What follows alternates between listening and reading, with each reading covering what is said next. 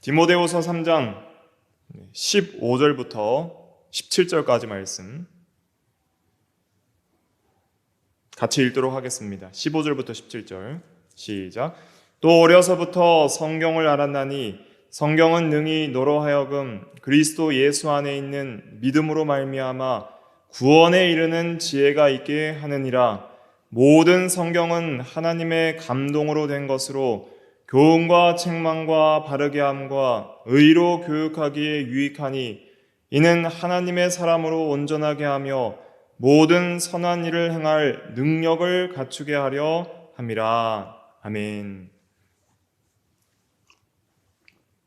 네, 이 시간은 개혁교회 교리 세 번째 시간으로서 성경론에 대해서 이제 첫 시간으로 말씀을 증거하도록 하겠습니다. 우리가 전 시간에 배웠던 것들을 좀 복습을 하면 사람의 제일 되는 목적에 대해서 소유리문답과 대요리문답 1문답에서 묻고 있습니다. 사람의 제일 되는 목적은 무엇이죠? 다 한번 외워볼까요? 사람의 제일 되는 목적은 하나님을 영화롭게 하는 것과 그를 영원토록 즐거워하는 것입니다. 그랬습니다. 그래서 하나님을 영화롭게 하는 것과 그를 영원토록 즐거워하기 위한 규칙, 특별히 유일한 규칙은 무엇입니까? 했을 때 이 문답은 신구약 성경에 기록된 하나님의 말씀이 하나님을 영화롭게 하고 그를 영원토록 즐거워하기 위한 유일한 규칙입니다. 그랬습니다. 그래서 말씀대로 해야 됩니다 했는데 특별히 그 신구약 성경을 가리켜서 하나님의 말씀, 특별히 기록된 하나님의 말씀이라 이렇게 일컫고 있습니다. 이러한 것이 굉장히 중요한 의미입니다. 그래서 성경이라는 것은 단순히 인간의 글이 아니라 하나님의 살아계신 말씀인데 기록된 하나님의 말씀이다 하는 것을 기억을 해야 됩니다. 그러면 3문답에서 하나님의 말씀이 중요하게 가르치는 것은 무엇입니까? 성경이 중요하게 가르치는 것은 무엇입니까? 했을 때 성경이 가장 중요하게 가르치는 것은 사람이 하나님에 대하여 믿을 것과 하나님께서 사람에게 요구하시는 의무는 무엇인가 하는 것입니다. 그랬습니다. 그래서 이것을 요약해서 설명하면 성경이 중요하게 가르치는 것은 두 가지라고 그랬죠. 첫째는 뭐예요? 믿을 것. 사람이 하나님에 대하여 믿을 것. 그리고 두 번째는 행할 것. 그래서 하나님께서 우리에게 요구하신 의무, 영어로는 duty라고 합니다. 의무라고도 번역할 수 있고 본분이라고도 번역할 수 있고 그래서 우리가 행해야 할 것 이렇게 이제 생각을 할 수 있겠습니다. 성경 전체가 믿을 것과 행할 것에 대해서 가르치고 있는데 특별히 소유리문답에서는 38문까지는 믿을 것에 대해서 가르치고 그리고 이제 나머지는 행할 것에 대해서 가르치는데 믿을 것에 대해서는 크게 이제 7대 교리로 말을 할 수가 있습니다. 7대 교리. 자, 첫째는 성경론, 그 다음에 신론, 그 다음에 인간론, 그리고 기독론, 구원론, 교회론, 종말론 이렇게 이제 7가지 교리로 믿을 것에 대해서 생각할 수 있고 그 다음에 이제 행할 것에 대해서는 특별히 이제 대소유리문답에서는 십계명과 주기도문을 중심으로서 말을 하고 있다 그랬습니다. 그래서 이 개혁교회 교리 웨스트민스터 대소유리문답과 신앙고백서를 중심으로 나가면서 여러분들께서 이제 이 중요한 이 교리에 대한 본문들은 암송하는 것이 굉장히 유익합니다. 특별히 이제 소유리문답 같은 경우는 간단하게 되어 있기 때문에 자주 보면서 암송을 하시기를 바랍니다. 그래서 제가 이제 이 교재를 만들고 있는데 지금 다 만들지는 못했어요. 그래서 이제 원문을 참고해서 여러 번역본을 보고 새롭게 다시 번역을 하고 있습니다. 그래서 하나만 이제 어떤 번역본을 채택해서 교재로 쓰려고 했는데 좀 더 성도님들께서 잘 이해하고 또 원문의 의미를 잘 전달받으려면은 새로 번역을 하는 게 좋겠다 생각이 돼서 여러 이제 훌륭하신 목사님들과 또 교수님들이 번역한 번역본을 참고로 하고 또 원문을 참고를 해서 가장 좀 이해되기 쉽게 누구나 봤을 때 좀 더 잘 이해될 수 있도록 그렇게 교재를 준비하고 있고 또 매 시간 이제 나가는 것은 이미 이제 번역을 다 한 것을 가지고 이제 참석하시는 분들에게 나눠드리는데 이제 혹시 온라인으로 들으시는 분들은 따로 앞으로 링크를 걸어서 올려드릴 테니까 그것을 보시고 공부를 하시면 많은 도움이 될 것 같습니다. 번역이 이제 영문을 번역을 하다 보니까 각 이제 목사님들이나 교수님들마다 자기 스타일대로 의역을 다 하세요. 의역을 하시기 때문에 번역들이 약간씩 차이들이 다 있습니다. 그래서 우리가 가장 좋은 좀 가장 쉽고 이해되기 쉬운 번역은 무엇일까 이렇게 생각해 봤을 때 이렇게 그러한 중심으로 이제 교재를 만들고 있으니까 교재가 다 완성이 되면 이제 한꺼번에 또 나누어 드리도록 그렇게 하겠습니다. 오늘은 이제 믿을 것에 대한 7대 교리 중에서 첫 번째로 이제 성경론에 대해서 말씀을 증거하려고 합니다. 성경론을 살펴볼 때 웨스트민스터 신앙고백서를 중심으로 해서 이제 대요리 문답과 또 소요리 문답에 나와 있는 내용을 참고하면서 보려고 하는데 특별히 소요리 문답에서는 성경에 대해서는 자세하게 말씀을 안 하고 바로 이제 사문답부터 하나님은 누구십니까 하면서 넘어가고 있습니다. 그런데 이제 비교적 대요리 문답은 성경에 대해서 진리를 증거하고 있고 특별히 이제 웨스트민스터 신앙고백서 같은 경우에는 제 33장까지 되어 있는데 특별히 1장에서 성경에 대하여라는 제목으로 성경에 관한 중요한 교리들을 체계적으로 총 10개의 항목으로 설명을 하고 있습니다. 그래서 이제 앞으로 성경론에 대해서 교리 공부를 할 텐데 이제 중심되는 교재는 이제 신앙고백서 제1장 그것을 중심으로서 말씀을 증거하도록 하겠습니다. 그럼 웨스트민스터 1장 성경에 관하여 이제 대진하의 제목은 없어요. 각 항의 제목은 없는데 총 각 항이 10개로 되어 있는데 제가 신학교 때 배운 이제 저를 가르쳐 주신 교수님 중에 김효성 교수님이라고 계신데 이제 합정동 교회 담임 목사로 신모하시고 또 옛신앙이라는 홈페이지를 통해서 또 귀한 진리들을 가르쳐 주시는데 특별히 이제 김효성 목사님께서 이 웨스트민스터 신앙고백서의 각 항에 이 제목들을 달아주신 것이 있어요. 그래서 옛신앙이라는 홈페이지에 가면은 웨스트민스터 신앙고백서를 다운받으실 수 있는데 거기에 이제 제목들을 참고해서 또 제가 이렇게 수정할 부분은 수정해서 각 항의 이제 개요 또 제목과 같은 것을 달아보았습니다. 앞으로 나올 교재들도 다 달려서 나올 것입니다. 이 제목을 다는 것이 왜 중요하냐면 각 항들이 내용들이 굉장히 많은 것도 있고 적은 것도 있습니다. 근데 그것을 쭉 읽다 보면은 한 번에 그 내용을 파악하기가 어려울 수 있어요. 그런데 이렇게 각 항별로 이제 제목을 달게 되면 그 항이 말하는 중요한 요점들을 우리가 잘 정리해서 이해할 수가 있습니다. 그래서 제1장은 총 10개의 항으로 되어 있는데 각 제목들을 한번 살펴보면 1항은 성경의 필요성과 종결성, 성경이 왜 필요한가?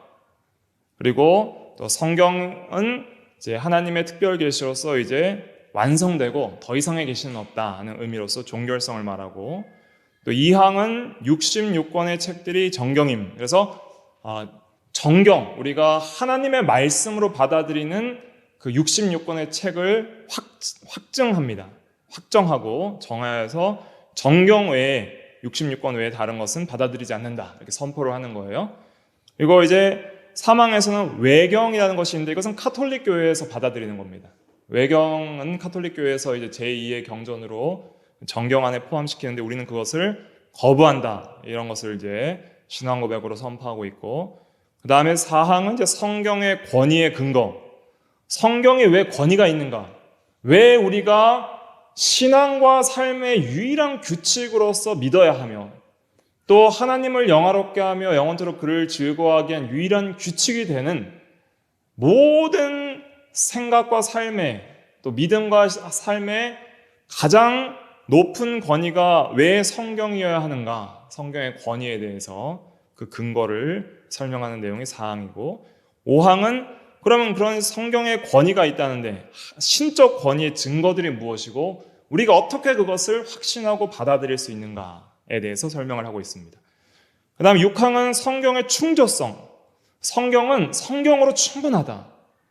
성경 이외에 더 다른 것들이 필요하지 않다는 의미에서 성경은 충분하다. 이런 의미에서 성경의 충족성에 대해서 말하고 있고 또 7항은 성경의 명료성. 성경은 명백하다. 유식한 자나 무식한 자나 차이는 있을 수 있지만 누구나 이해하기 쉬운 그러한 부분이 있다. 명료하게 필요한 진리들을 이해할 수 있다. 그런 것을 말하는 것이고 8항은 이제 성경 번역, 각 나라의 모국어로 번역해야 될 필요성. 9항은 성경 해석의 법칙, 어떻게 해석해야 되는가? 그것은 오직 성경으로 성경을 해석해야 한다. 이제 그것이 9항이 증거하는 것이고 10항은 최고의 재판관, 성경의 이제 최고의 재판관, 심판자는 성경과 함께 성경으로 말씀하시는 성령께 있다. 이제 이러한 내용들을 이제 배우도록 하겠습니다. 먼저 이제 1항으로 넘어가서 1항은 성경의 필요성과 종결성에 대해서 말을 하고 있습니다.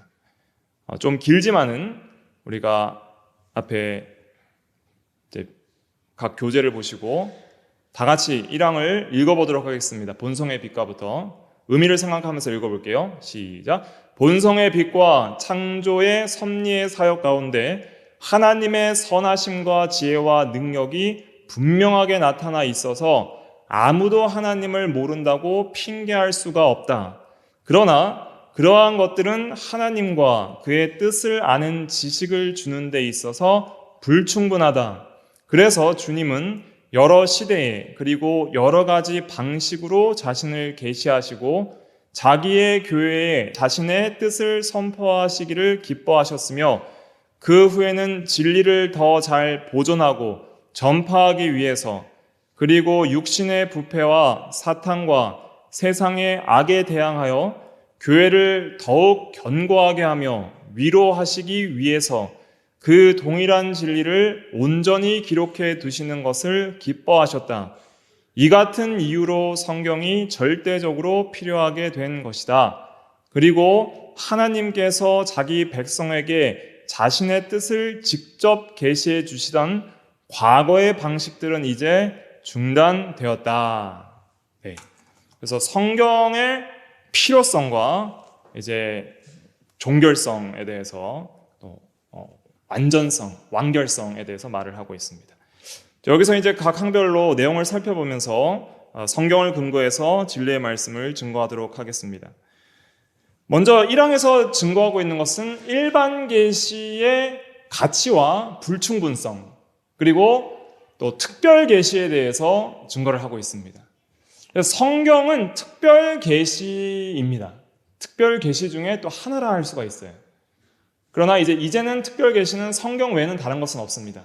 전에 있던 원 계시인 여러 가지 방법으로 주셨던 특별 계시는 종결되었기 때문에 특별 계시와 일반 계시가 있는데 그러면 계시란 무엇인가? 계시록 1장에 보면 1절에 예수 그리스도의 계시라 이렇게 말을 했습니다. 그럼 계시라는 것은 무엇인가? 헬라어로는 아포칼립시스인데 계시란 것은 감추어졌던 것을 열어서 보이다 이런 뜻입니다. 그래서 영어로는 reveal 써서 revelation 이렇게 말을 하는 거예요. 그래서 감추어졌던 것을 밝히 열어서 보여준다 이런 뜻이에요. 그러니까 우리가 하나님에 대해서 알려면 유한자인 인간이 무한자를 완전히 이해할 수가 없습니다. 반드시 하나님 편에서 우리에게 알려주시는 어떤 행위가 있으셔야 하는데 하나님 자신과 자신에 대한 뜻을 알려주시는 일을 하시는 것이 계시입니다. 그래서 하나님께서 우리에게 하나님 자신과 자신의 뜻을 계시해 주셔야만 우리는 비로소 하나님이 누구신지를 알고 하나님이 우리에게 원하시는 뜻과 믿어야 할 바들을 알 수 있는 것이죠. 그런데 이 계시 중에서 종류를 크게 두 가지로 신학적으로 나누면 일반 계시와 특별 계시가 있습니다. 1항에서 설명하는 본성의 빛과 창조의 섭리의 사역이 바로 일반 계시의 의미입니다. 그래서 이 본성의 빛, 또 창조와 섭리의 사역, 이것이 일반 계시다, 이렇게 생각을 할 수가 있습니다. 본성의 빛, 창조와 섭리의 사역, 이것이 일반 계시인데 본성의 빛은 그러면 무엇인가? 인간 안에 직접적으로 알게 해주시는, 하나님에 대해서 알 수 있는 어떤 계시의 내용들이 있다는 것입니다. 일반 계시로서 본성의 빛은 첫째로는 이성이 있습니다. 이성이라는 것은 무엇이냐면 추론하고 생각하는 능력을 가리키는 거예요. 그러니까 하나님을 알 만한 것이 인간 안에 보임이라 하는 말씀이 있어요. 로마서 1장 19절 말씀 한번 찾아보세요. 로마서 1장 19절. 다 한번 찾아보세요. 로마서 1장 19절. 로마서 1장 19절. 다 같이 읽어볼게요. 시작. 이는 하나님을 알 만한 것이 그들 속에 보임이라 하나님께서 이를 그들에게 보이셨느니라. 하나님을 알 만한 것이 그들 속에 보임이라. 이것이 이제 본성의 빛이에요. 그래서 누구나 이러한 추론하는 이성과 생각하는 능력을 통해서 자신의 존재와 하나님의 존재에 대해서 알 수 있다는 거예요. 그래서 우리가 존재하죠. 어떻게 존재하게 됩니까? 어머니와 아버지로부터 존재하죠. 어머니와 아버지는 할머니와 할아버지로부터 존재했죠. 그럼 존재와 존재의 근원을 계속 추적해 가다 보면은 마지막에는 아무에게도 나시지 않은 스스로 존재하시는 창조주에 대한 생각을 할 수 있게 되는 거예요. 그래서 하나님이 계시고 창조주가 계시다는 것을 우리가 이성의 추론을 통해서 알 수 있다는 것입니다. 그리고 누구나 종교성이라는 것이 있습니다. 이것도 본성의 빛이에요. 누구나 신이 있다는 생각과 또 신을 찾고자 하는 그런 열망을 갖고 있습니다. 고대로부터 지금까지 항상 신을 섬기는 그러한 종교들이 여러 나라와 민족에서 발생을 하는 것을 통해서 알 수 있는 거예요. 그러니까 참 하나님을 몰라도 누구나 우상을 섬기거나 신을 찾거나 하는 종교성이 있어서 무엇인가를 의지하고 의존하고 그리고 기대기를 원하는, 정말 신을 찾고자 하는 마음들을 가지고 있죠. 그것을 신의식, 신에 대한 의식이라고 표현도 하고 있는데, 그래서 누구나 신을 찾고자 하는 마음과 종교성을 가지는 것, 이런 것을 통해서 우리가 하나님이 계시다는 것을 알 수가 있는 것입니다. 그리고 또 세 번째로는 양심이 있습니다.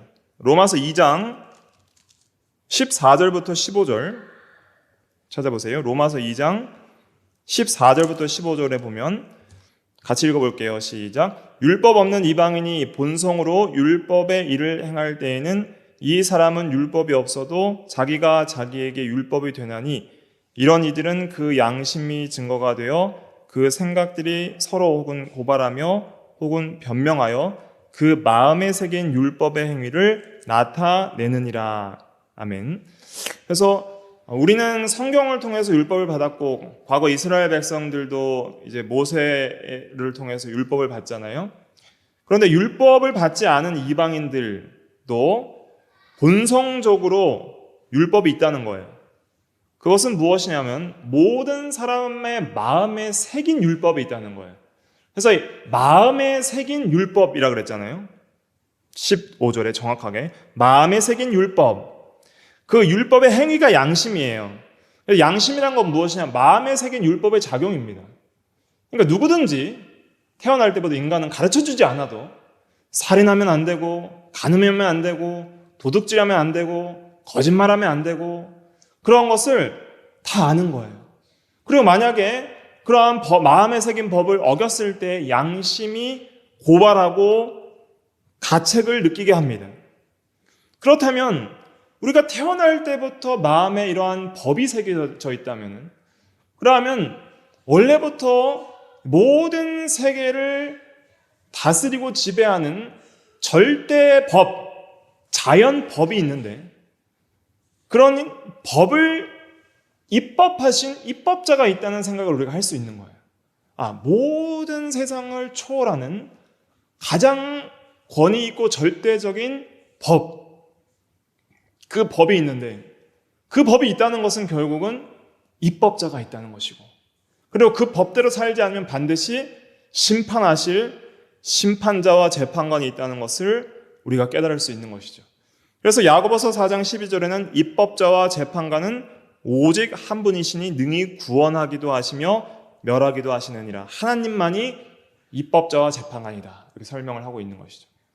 그래서 우리가 이성적인 추론을 통해서 존재의 근원을 생각해 볼 때 창조주, 스스로 계시고 영원하시며 모든 것을 창조하신 존재의 근원이 되신 창조주에 대해서 생각할 수 있고, 또 종교성이라는 걸 통해서 누구나 하나님을 찾고자 하는 그러한 신에 대한 의식이 있다는 것을 통해서 우리가 하나님이 계시다는 것을 알 수 있고, 또 마음에 새긴 율법, 양심이라는 것을 통해서 입법자와 재판관에 대해서 생각해 보면서 절대 입법자와 절대 재판관인 신에 대한 생각을 할 수 있는 거예요. 그러니까 이러한 본성의 빛을 통해서 절대 핑계할 수 없게 하나님께서 하셨어요. 그러니까 누구나 하나님이 계시다는 것은 알 수 있어요, 없어요? 있다는 거예요. 근데 어리석은 자는 시편 14편에 보면 모든 사상에 이르기를 하나님이 없다 하느니라 그랬어요. 그러니까 하나님이 계심이 이렇게 명백한데도 하나님이 없다 하는 것은 어떤 사람이에요? 어리석은 자라는 거예요. 그러니까 무신론자만큼 어리석은 자가 없는 거예요. 근데 무신론자도 사실은 뭔가를 하나님으로 섬겨요. 자기를 신으로 섬기든지, 아니면 세상의 다른 것을 신으로 섬기든지, 또 돈을 신으로 섬기든지.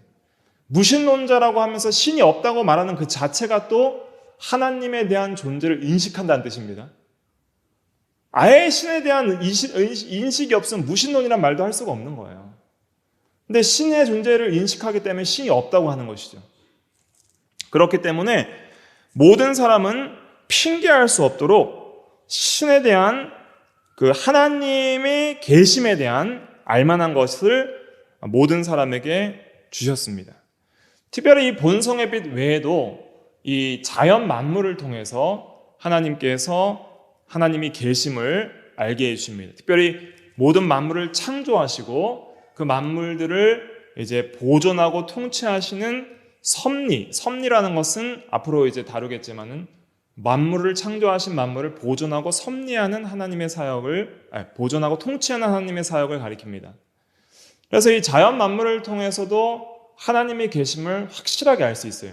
특별히 이 자연 만물을 통해서 뭘 알 수 있냐면, 오늘 1항에서 하나님의 선하심, 또 지혜, 능력이 분명하게 나타나 있어서 아무도 하나님을 모른다고 핑계할 수 없다 그랬습니다.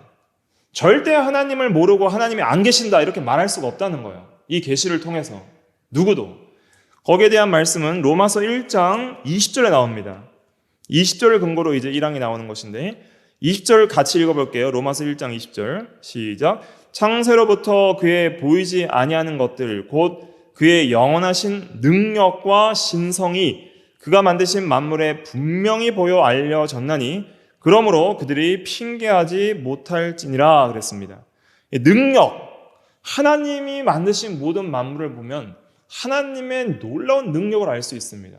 미시세계의 이러한 DNA와 원자와 분자의 그런 구조와 또 결합성, 또 아주 작은 미물들의 움직임들, 개미의 움직임들 보면 그 가느다란 다리로 자기보다 더 큰 무게의 것들을 이 턱으로 집어서 운반하는 것 보면은 정말 대단한 거예요. 그걸 창조하신 하나님의 능력을 우리는 감탄할 수밖에 없습니다. 그리고 거시세계의 이 지구와 달과 이 태양계의 모든 행성들과 항성들이, 위성들이 일정한 거리를 가지고 공전하고 자전하는 그 큰 행성들을 움직이는 그 힘을 보세요. 그게 어떻게 우연이에요? 그게 힘인데, 힘이 작용을 하고 있는데 그게 어떻게 우연히 돌아요? 하나님께서 모든 이 물질 세계에 그의 능력의 말씀으로 만물을 붙드신다. 히브리서 1장에 그랬잖아요. 그러니까 말씀으로 지금도 붙들고 운행하시고 하나님의 그 전능하신 능력으로 운행하시기 때문에 모든 생명들이 살아 숨쉬며 모든 이러한 이 세계들이 질서를 가지고 조화롭게 움직이며 보존되고 있다는 것이죠. 이러한 것들을 정말 겸손한 마음으로 연구를 해보면은 하나님의 계심을 절대 부인할 수가 없는 거예요. 또 능력뿐만 아니라 그의 신성이 나타난다 그랬잖아요. 신성이란 것은 하나님의 그 본질 안에 드러나는 여러 가지 성품들, 속성들이에요. 그의 선하심과 지혜에 대해서 1장에서 말하고 있잖아요. 이 만물들을 볼 때 얼마나 이 타락하고 부패한 이 피조 세계도 얼마나 하나님이 보시기에 좋았더라 했던 그 세계가 망가져서 가시와 엉겅퀴를 내고 많은 환경 오염들이 있지만은 그럼에도 불구하고 자연 만물이 얼마나 아름다워요. 그리고 우리가 보기에 좋아요. 그런 선하심과 또 만드신 것들을 보면 얼마나 지혜롭게 정말 가장 지혜로우신 분이 만드실 수밖에 없는 그런 창조물임을 우리는 인정하지 않을 수가 없는 것입니다. 그래서 이 본성에 비친 이성과 종교성과 양심 그리고 이 자연 만물에 나타난 창조와 섭리사역 가운데 나타난 하나님의 능력과 신성, 선하심과 지혜 이러한 것들이 분명하게 나타나 있기 때문에 하나님이 안 계신다고 말할 수가 없다는 거예요. 그러나 중요한 것은 무엇이냐면 일반 계시를 통해서 성경이 계시하는 살아계시고 유일하신 참 하나님과 삼위일체 하나님과 우리 주 예수 그리스도에 대한 진리와 성령에 대한 진리와 복음에 대한 진리와 이러한 참 하나님과 하나님의 뜻을 아는 그 지식은 일반 계시를 통해서 우리가 알 수 있어요? 없어요? 없다는 거예요. 일반 계시는 하나님이 계시다는 것을 알려주기에는 충분합니다. 그러나 일반 계시의 한계는 무엇이냐면 참 하나님과 참 하나님의 뜻을 알기에는 부족하다, 불충분하다 하는 것이죠. 그래서 여기서 그러나 그랬죠. 그러나 그러한 것들은 하나님과 그의 뜻을 아는 지식을 주는 데 있어서는 불충분하다. 그래서 특별 계시가 필요한 거예요. 그런데 성경이 기록되기 전에는 아브라함, 모세 때부터 처음 이제 창세기가 기록되잖아요. 그럼 그 전에 족장 시대 때에는 하나님께서 어떻게 사람들에게 하나님의 뜻을 알려주셨어요? 성경이 기록되기 전에, 기록된 하나님의 말씀이 있기 전에 하나님께서 주신 역사상 원래 하나님으로부터 여러 시대 여러 가지 방식으로 계시하신 그 계시가 특별 계시인데 여기서 1장에 보면 그래서 주님은 여러 시대 그리고 여러 가지 방식으로 자신을 계시하시고 자기의 교회에 자신의 뜻을 선포하기를 기뻐하셨다 그랬죠. 여러 가지 방법이 있는데 첫째로는 신현이 있습니다. 신현. 하나님의 나타나심이에요. 하나님이 직접 여러 가지 비이적 현상과 사람과 천사의 모습을 통해서 직접 나타나셔서 하나님의 말씀을 친히 전달해 주셨습니다. 예를 들면 출애굽기 3장 2절에 보면 모세가 가시떨기 나무 불꽃 가운데에서 만군의 여호와의 말씀을 들었죠. 그것이 이제 하나님의 직접 나타나심이에요. 직접 말씀을 계시하심이요. 또 예수 그리스도의 성육신, 이것도 말씀이 육신이 되어 우리 가운데 거하신 하나님의 신현이고 예수님께서 직접 말씀을 주셨던 것입니다. 살아계신 하나님께서 직접 인간 세상에 나타나셔서 말씀을 주신 그런 하나님의 나타나심이라 할 수 있고 또 둘째로는 이제 의사 전달의 여러 가지 방식이 있었습니다. 여러 가지 방식들이 있었는데 특별히 음성, 사무엘아 사무엘아, 사무엘에게는 음성을 들려주셨고 또 꿈을 통해서 이제 계시, 특별히 요셉도 꿈을 꿨죠. 그건 하나님의 특별 계시였습니다. 또 환상, 여러 가지 다니엘과 에스겔 이런 선지자들에게 이사야 선지자들에게 보여주신 환상들. 또 우림과 둠밈이라는 것이 있는데 그것은 무엇이냐면 제사장의 이 족기에 보면은 판결 흉패라는 것이 있어요. 그 이제 주머니가 있는데 이제 그 안에 이제 두 개의 돌이 있습니다. 하나는 우림이고 하나는 둠밈이에요. 정확하게 이제 어떤 뭐 형태인지는 알 수 없지만은, 그러나 이 우림과 둠밈을 통해서 하나님께 여쭤볼 때에, 그때 예스냐 노냐, 갈까요 말까요? 다윗이 이제 제사장 에봇을 가져와서 이제 치러 갈까요 말까요라고 물어보는 그런 내용들이 성경에 나오는데, 그때 우림과 둠밈이 이제 가느냐 마느냐, 예스냐 노냐, 그러한 것들을 알려주는 거예요. 두 가지 돌을 통해서 예스냐 노냐, 어떻게 표시를 하는지는 성경에 말을 안 하고 있지만은 두 가지 돌이니까 하나는 뭐 예스를 상징하고 하나는 노를 상징하고 하는 어떤 그런 방식으로서 하나님의 뜻을 알려주셨을 것으로 생각이 됩니다. 그래서 우림과 둠밈이라는 것이 있고, 또 선지자들의 예언이 있습니다. 또 예수님께서 직접 말씀해 주신 그런 말씀으로 또 이제 하나님의 계시를 알려주셨고, 또 이제 기적 사건들이 있어요. 기적의 사건들을 통해서 이제 하나님의 뜻을 알려주셨습니다. 그래서 여러 시대의 여러 가지 방식, 이것을 말하고 있죠. 그래서 자신을 계시하셨는데, 그런데 이제 그것을 이제 기록하기 시작합니다. 모세로부터 이제 약 1400년에서 1500년 동안 여러 저자들을 통해서 이제 성경을 기록하게 하십니다. 그래서 이 기록된 계시가 바로 성경입니다. 그래서 특별 계시는 이제 원 계시가 있어요. 원 계시. 아까 말씀드린 신현, 또 의사 전달, 또 기적과 같은 그런 원 계시들이 있었죠. 그리고 이제 성경을 기록하기 시작하면서 이제 기록된 계시들이 있기 시작합니다.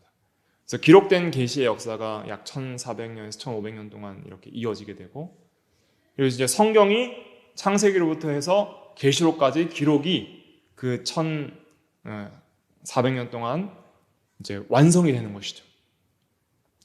그러면 성경이 완성된 이후로는 전에 계시하던 방식의 이런 원 계시들이 더 이상 존재해요, 안 존재해요? 존재하지 않는다는 거예요. 그러니까 성경이 절대적으로 필요해서 이제 성경을 기록하게 하셨고, 또 특별 계시가 필요했는데 특별 계시 중에서 기록된 하나님의 말씀인 성경을 통해서 이 특별 계시를 기록하기를 하나님께서 원하시고 기록하게 하셨는데, 이제 이 특별 계신 기록된 하나님의 말씀인 성경이 완성된 이후에는 그 전에 이전 방법으로 자신의 백성에게 자신의 뜻을 계시해 주던 그런 방식들은 다 중단이 되었다. 더 이상의 이제 특별 계시는 66권에 없다. 이제 이것을 선포를 하고 있는 것입니다. 그래서 특별 계시는 원 계시와 기록된 계시인 성경, 이 두 가지로 나눌 수 있는데, 이제 원 계시는 종결됐고, 이제 지금 남아 있는 특별 계시라고 하면 이제 신약 시대에 성경이 완성된 이후에는 특별 계시는 오직 하나예요. 특별 계시는 뭐예요? 성경. 이렇게 말할 수가 있는 것입니다. 그래서 성경이 왜 필요한가? 특별히 특별 계시가 왜 필요한가? 그것은 일반 계시를 통해서 하나님이 계시다는 것은 확실히 알 수 있지만, 정말 유일하신 참 하나님과 삼위일체 하나님과 하나님이 누구신지에 대해서 하나님과 그의 뜻을 일반 계시를 통해서 알 수 없기 때문에 특별 계시가 필요했고, 특별히 성경이 필요한 것이다. 그런데 성경을 통해서 계시를 기록하게 하신 목적이 있습니다. 계시 기록 목적. 그 목적에 대해서 1항에서 이제 후반부에 설명을 하고 있습니다. 세 가지로 나눌 수가 있는데, 첫째로는 진리를 더 잘 보존하기 위한 목적이 있는 거예요. 과거의 족장들은 오래 살았죠. 아담은 930년까지 살았고 무드셀라는 969세까지 살았습니다. 오랜 시간을 살면서 많은 자손들에게 계속적으로 구전을 통해서 전달을 할 수가 있었고, 또 계시의 내용이 그렇게 많지 않았기 때문에 전달을 할 수가 있었지만은, 사람들의 수명이 노아 시대 이후에는 100세와 100세 이하로 줄면서, 그러면서 이제 사람들의 수명이 짧아졌고 계시의 양은 늘어났기 때문에 그러한 진리들을 잘 보존하기 위해서는 반드시 정확하게 기록해야 될 필요성이 생긴 거예요. 그래서 진리를 잘 보존하기 위해서 성경을 기록하게 하셨고, 또 두 번째 목적은 전파하기 위해서, 잘 전파하기 위해서 기록하게 하셨습니다. 그리고 세 번째 목적은 이제 육신의 부패, 죄성과 사탄과 세상의 악에 대항하여 교회를 더욱 견고하게 하며 위로하게 하기 위해서, 이러한 목적으로 이게 동일한 진리를 온전히 기록해 두시는 것을 하나님께서 기뻐하셨습니다. 이 같은 이유로 성경이 절대적으로 필요하게 된 것입니다. 그래서 성경을 통해서 진리를 잘 보존시켜 주신 것 너무 감사하고, 또 이것을 통해서 우리가 잘 전파를 받아서 바른 진리들을 배우게 되고, 특별히 우리는 개혁교회에서 개혁신앙을 배우고 개혁교회의 진리들을 배워서 이 성경의 바른 가르침들을 체계적으로 배우게 된 것, 하나님께 감사를 드려야 됩니다. 그리고 육신의 부패와 사탄과 세상의 악에 대항하여서 이 교회를 견고하게 세우려면 이 기록된 성경이 필요한 거예요.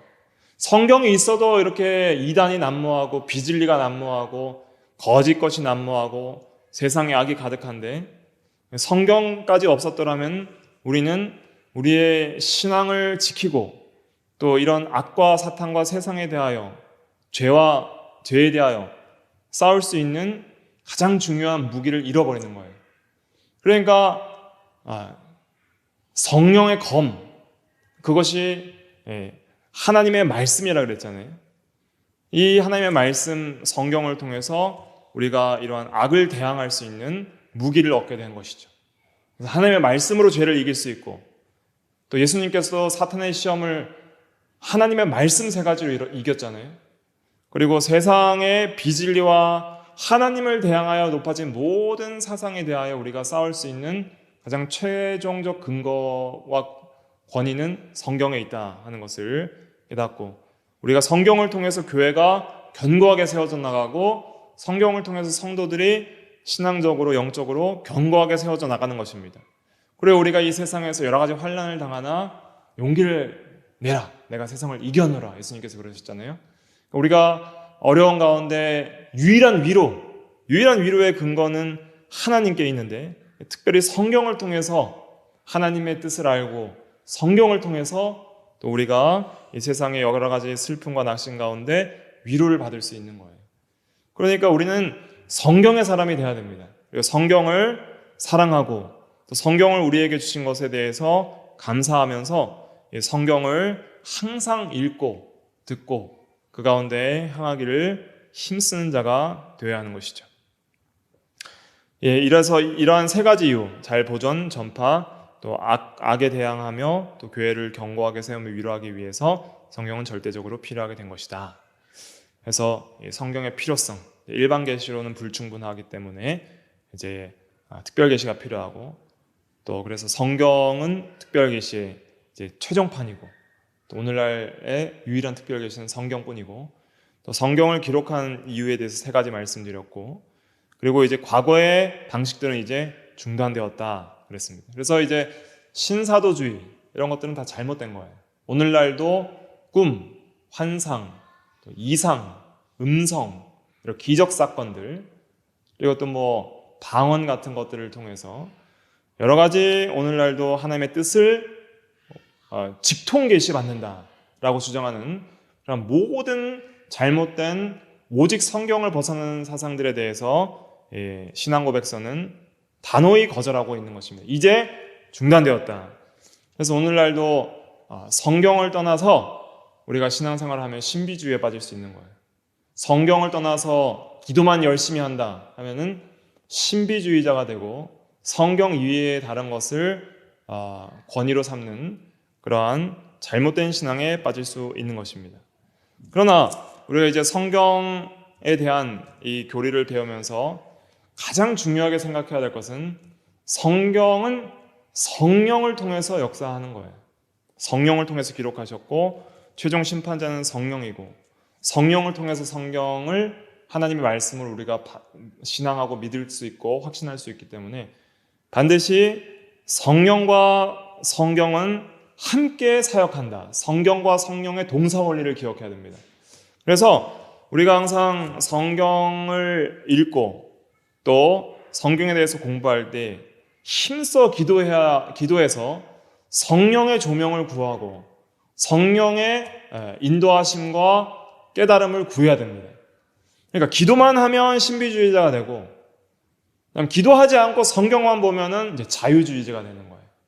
아무런 감동도 받지 못하고 변화하는 역사도 얻지 못하고, 또한 성경의 진리를 인간의 생각대로 잘못 이해하고 풀고 성경을 잘못 이렇게 사람의 생각대로 판단하는 그러한 잘못을 저지를 수가 있습니다.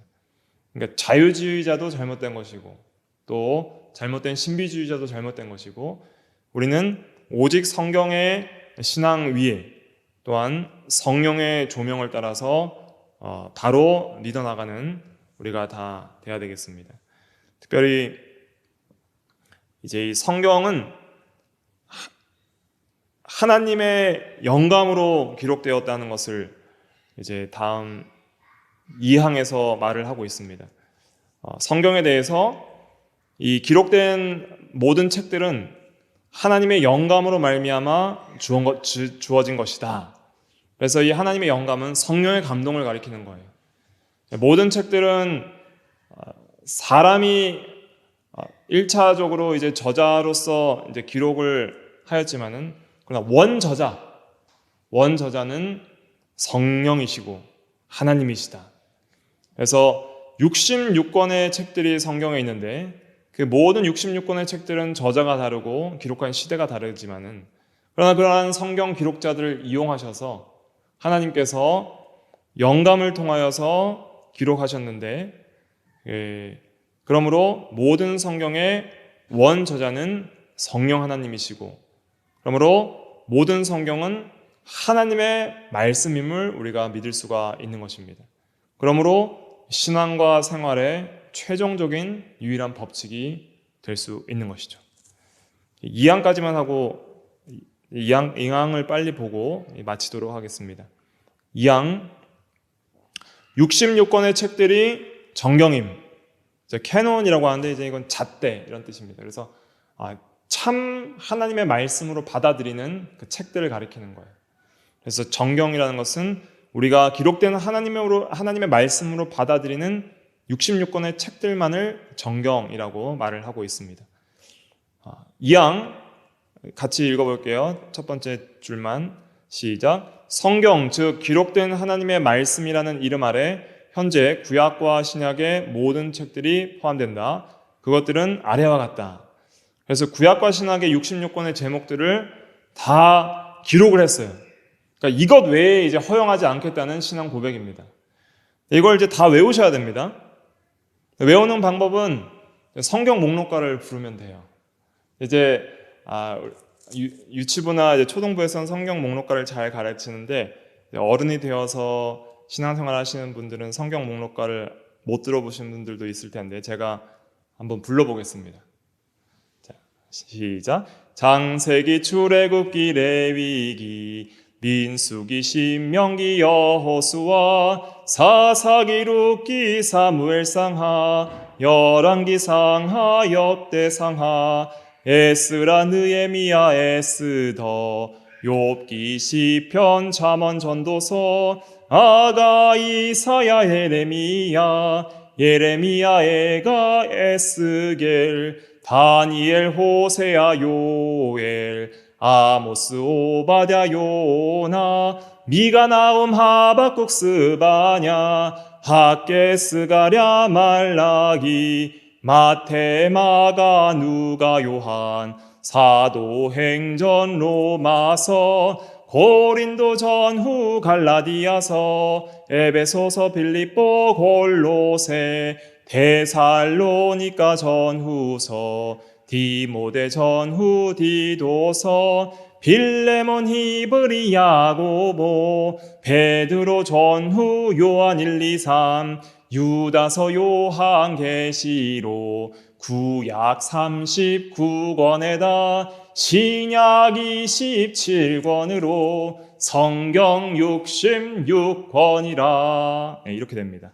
그래서 이 성경 목록가를 잘 외우시면 성경을 각 권을 다 외울 수 있고 또 언제든지 성경을 빠르게 찾는데 귀한 도움을 받을 수가 있습니다. 이 모든 책들은 하나님의 영감으로 말미암아 주어진 것으로 신앙과 생활의 유일한 법칙이 된다 하는 것입니다. 하나님의 영감에 대해서는 이제 우리는 유기적 축자 완전 영감을 믿습니다. 이제 이것에 대해서는 다음 시간에 하도록 하겠습니다. 내용이 좀 많이 있기 때문에 영감설까지 오늘 하려고 했는데 다음 시간에 하도록 하고, 오늘은 이제 모든 성경은 하나님의 감동으로 된 것으로 교훈과 책망과 바르게 함과 의로 교육하기에 유익하니 이는 하나님의 사람으로 온전하게 하며 모든 선한 일을 위해 준비되게 하려 함이니라 그랬습니다. 그래서 이 모든 성경은 절대 인간적인 저작에 그치는 그런 한계를 지는 것이 아니라 일반 계시로도 알 수 없는 유일하신 참 하나님과 그의 뜻을 온전하게 깨닫게 하는 성령께서 기록하신 하나님의 기록된 말씀입니다. 이 책들은 과거에는 종교개혁 이전에는 모국어로 기록되어 있지 않았기 때문에 일반 성도들이 읽을 수조차 없는 책이었지만은 지금은 우리가 너무나도 쉽게 이것을 구하여 읽을 수 있고, 전에는 이것이 1년 영번보다 비싸서 돈이 없어 살 수 없는 책이었지만은 이제는 누구나 무료로도 얻을 수 있는 어플로도 나오는 그러한 책이 되었는데, 문제는 무엇이냐면 이것을 우리가 잘 귀하게 여기지 않고 읽지 않는다는 거예요. 그렇기 때문에 우리는 신앙과 생활의 법칙을 모르게 되는 것이죠. 그렇기 때문에 우리는 이 성경의 이 말씀이 그냥 사사로운 인간의 저작이 아니라 하나님의 말씀이며 특별히 특별 계시이다. 이것은 반드시 필요하기 때문에 우리에게 하나님의 섭리 가운데 주셨고, 진리를 보호하고 보존하고 전파하며 교회를 견고하게 세우며 위로하기 위해서 주신 것인 줄 알고 우리가 이것을 사랑하고 귀하게 여기고 읽기에 힘을 써야 되고, 또 묵상하며 외우기에 힘을 쓰며, 또 그 가운데 계시된 내용들을 굳게 믿고 행하는 데 힘을 써야 할 것입니다. 그러면 하나님께서 성경을 통해서 우리를 변화시키고 놀라운 은혜를 주실 것입니다. 다 같이 기도하겠습니다.